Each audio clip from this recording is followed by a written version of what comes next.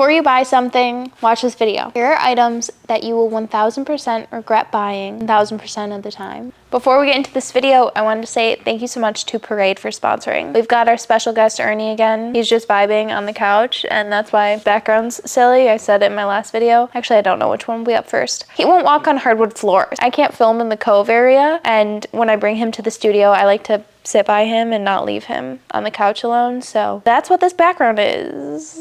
The content will be the same though, so who cares? This video is 100% copied and blatantly stolen from Alexa Sunshine 83 on YouTube. I'm sure you guys all already follow her and are subscribed to her. If you're not, she does really similar videos to me along with thrifting and thrift with me videos. So if you ever feel like I'm absolutely lacking in that content, which I am because I can't go anywhere anymore with a baby, watch Alexa's videos and subscribe to her. I was watching Alexa's video and I was texting myself ideas of what I thought because I didn't want to overlap. I'm gonna read off those texts. So the first thing I thought of, something that I always regret buying, is something that's trendy in too many ways. I think if you want to participate in a trend, that is totally okay. I do it all the time. I don't think there's any shame in participating in trends, but when you're gonna go about it, try to find something that's only dipping its toe in one trendy. I think when we see a piece that has everything trendy thrown at it, almost feels like gimmicky, and it can feel cheap, and it can feel like it's gonna be really fast living in your closet or your wardrobe, fast dying in your closet or wardrobe. So like some examples of this to me would be like a very squared toe, like ballet flat. I think it's a little bit like overly trendy. Or if we saw, better yet, a ballet flat that has a square toe and a cheetah print. It's just too much going on. You're mixing too much together. If we saw, what else would there be? What is trending right now? I don't know. I'm like literally buffering right now. I can't think of another example. I'll try to find things and put them on screen. And if you own any of those things, keep wearing them. It's not shade, but you might regret owning them.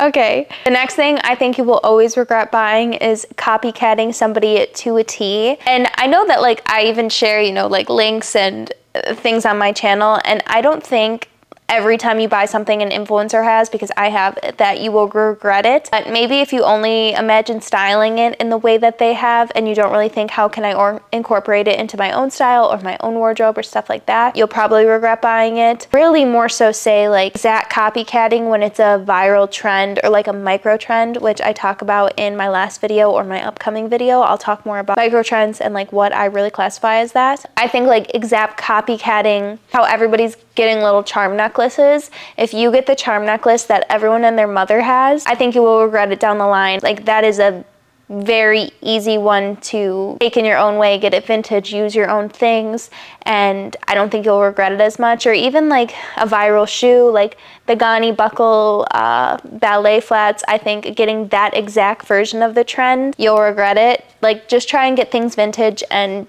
twist them to your own style and wardrobe. So easy. You'll always regret buying something if your butt cheeks or boobs are out. This is something that I need to learn by, and especially being bigger chested, breastfeeding, which is just even bigger chested than I normally am. I always get little tops, and especially swimsuits that I think I can wear, or low cut tops that I think I can wear, and I'm like, yeah, it looks fine if I stand like this, I don't move. But that's not how I am, especially in a swimsuit. I'm literally like bending over, getting a baby to not eat sand. My boobies will be falling out and I'll be so uncomfortable and I will never wear the piece. Same with butt cheeks. Like if you really think you want to wear like the bloomers or the micro shorts, are you comfortable with your butt cheeks out? Like 9 times out of 10, we're not. At least day-to-day life. Maybe like in certain scenarios, you're like, yeah, I'm going out to the bar with all my girlfriends and my boyfriend and their boyfriends and my bodyguard's coming, so I won't be scared. But I don't know, just think before you buy something with boobies and butt cheeks out. Alexa did talk about this one, but I can't make this video and not say it. If it's itchy, don't get it. Especially being at the thrift store and you're like, it's because I'm at the thrift store and I'm overstimulated already and I just drank a coffee and I have to go potty and it's hot in here and the lights are on, so that's why it feels itchy. No, it feels itchy and you're not gonna like it even in your most content form. Don't buy it, you won't wear it. And it sucks because sometimes stuff is so cute and then it's itchy. And like, you're not gonna wear a long sleeve turtleneck under it every time. Be so real. Items you will never, ever, ever regret buying are bras and underwear. I have never, ever, and I say that so wholeheartedly, I am not fibbing one little bit. I have never regretted buying bras and underwear. I always need more bras and underwear. Maybe because my roommate doing my laundry isn't doing it fast enough. Right now, I have this little purple lace bralette on. I also got it in black because I thought it would just be so cute to peek under tank tops in the summertime. And even layering it over like a fitted t-shirt I think would be really cute, or layering it over a fitted tank top would be cute. But right now we've got just it under, and I think this little lilac purple color is so pretty. It's like been my new obsession. I also had to get it in black. I love Parade, and I always talk about that because, well, they're cute styles, but they have cute styles for bigger chested people. So these are in the size 1+. No, S1 is what it's called. So it's still a small band, but you get more fabric around your actual boobs.